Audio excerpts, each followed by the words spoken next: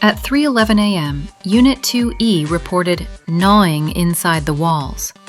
Maintenance suspected raccoons. By 3:40, they realized raccoons don't eat bath mats. It's chewing. It's chewing through the vents. This is case number 0002, the goats of Unit 2F. You're listening to Filed and Deranged, Property Management's Classified Circus. Real incidents, one catastrophe at a time.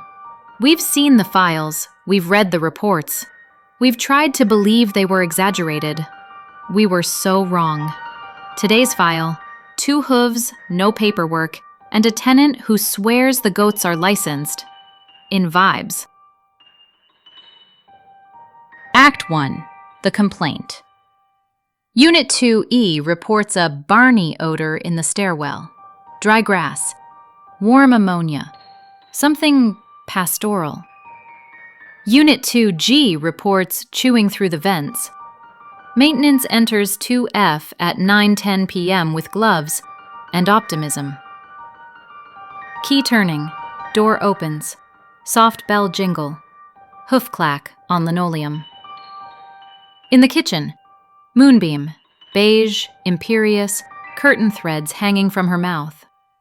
By the stove, Pickles, mobile, determined, staring longingly at the mail.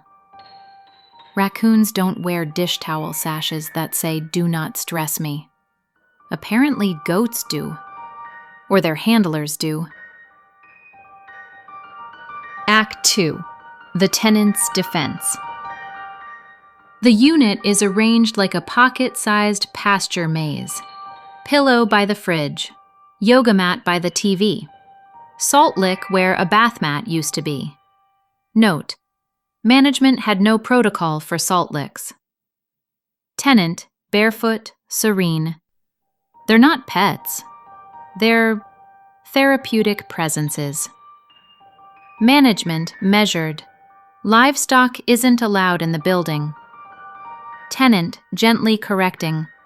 Livestock is for profit. These are for peace. Envelope tear.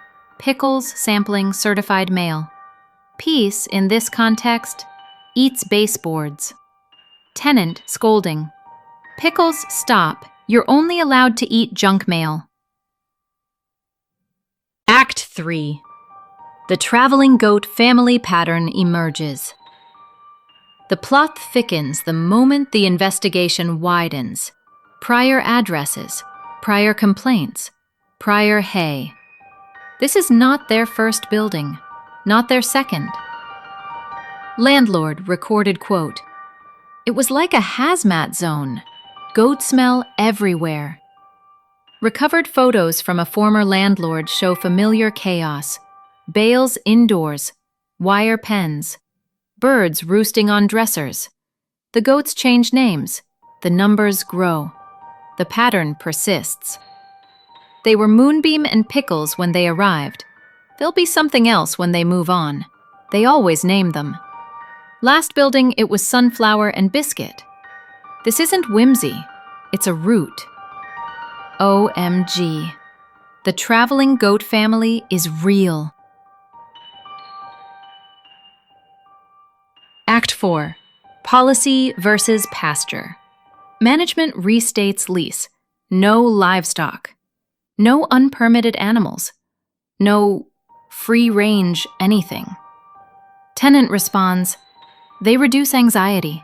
When they chew, I feel calm." Management, "Do you have any documentation? Medical? Official?" Tenant, "I have photos." Yes, indeed, they did. None from this building, though. Act 5. Resolution-ish. Lease violation issued. Deadline to rehome goats, 72 hours.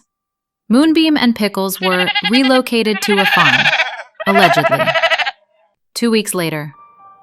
Unit 2E reports chewing. Again. Management investigates. Finds nothing. Just a single hoofprint in dust. The goats migrate, but the legend remains. Lesson of the lease. Support animals require paperwork. Support goats require acreage. And if your therapy eats insulation, baseboards, and certified mail, your problem isn't anxiety, it's agriculture. This episode is adapted from real livestock incidents, property manager reports, and landlord interviews.